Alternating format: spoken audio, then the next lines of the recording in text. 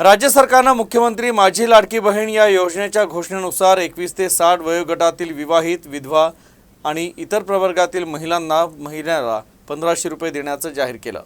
त्यासाठी अटी आणि शर्ती लावण्यात आली असून काही अटी शिथिल करण्यात याव्या यासाठी शिवसेना उद्धव ठाकरे गटाच्या वतीनं जिल्हाधिकाऱ्यांना निवेदन सादर करण्यात आलं। या योजनेसाठी डोमिसाइल प्रमाणपत्र तसंच वयोवृद्ध आणि अशिक्षित महिलांकडे शाळेची टीसी झेरॉक्स मिळणं कठीण आहे, तर काही महिलांकडे जन्माचा दाखला सुद्धा नाही। ही योजना मध्य प्रदेशमध्ये राबवताना डोमिसाइल प्रमाणपत्राची अट शिथिल करण्यात आली आहे। सध्या शैक्षणिक वर्ष सुरू झाल्यामुळे प्रत्येक सेतू केंद्रावर विद्यार्थ्यांनी प्रमाणपत्र काढण्याकरता गर्दी केली आहे, तर गरीब आणि गरजू तसंच अशिक्षित महिलांना 15 दिवसांच्या आत कागदपत्र जमा करणं अशक्य आहे।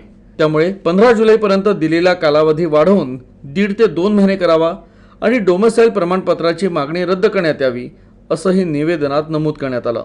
यावेळी उद्धव बाळासाहेब ठाकरे गटाचे शहर प्रमुख राजेश मिश्रा यांच्यासह पदाधिकारी आणि कार्यकर्ते उपस्थित होते।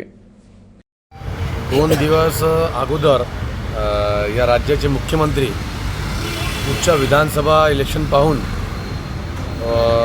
एक योजना त्यांनी मुख्यमंत्री माझी लाडली बहीण योजना त्यांनी आणली ते लोकांसाठी। त्यामध्ये अनेक त्रुट्या आहेत, त्या त्रुट्या घेऊन आम्ही RDC साहेब पाटील साहेब यांच्याकडे आलो होतो, ते भेटले नाही आणि जे बालविकास अधिकारी आहेत, महिला बालविकास अधिकारी पुसतकर, त्यांना आम्ही भेटलो।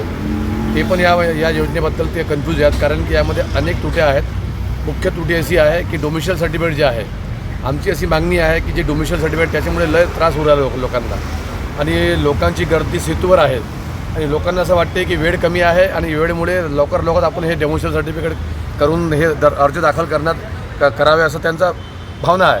आम्ही त्यांना आग्रह केलं की हे जे 15 दिवस तुम्ही वेळ दिलेला आहे, हे वेळ वाढवून द्या आणि जे अट आहे डोमिसाइलचा ते रद्द करा, कारण की हे अकोला हे आपला महाराष्ट्रासाठी ही योजना आहे, बहिणीसाठी ही योजना आहे। त्यामध्ये तुम्ही इतकं हे जाचक जे अट आहे ते काढून टाका। विशेष म्हणजे ते कुटुंब प्रमुख म्हणजे काय, एका कुटुंबामध्ये समजून की 5-6 महिला आहेत, मग ते 5-6 महिला भेटणार की नाही भेटणार, त्या विषयामध्ये अधिकारी आता सध्या कन्फ्यूज आहेत की कुटुंब प्रमुखची व्याख्या त्यांना माहीतच नाही आहे। त्यासाठी आम्ही इथं आलो होतो।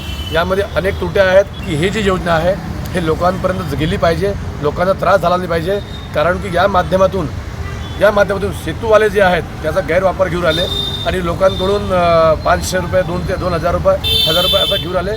कुठेतरी सेतूवर बंधन झालं पाहिजे आणि ही योजना फुकटात ही योजना लोकांपर्यंत पोहोचलं पाहिजे, आमची विनंती आहे।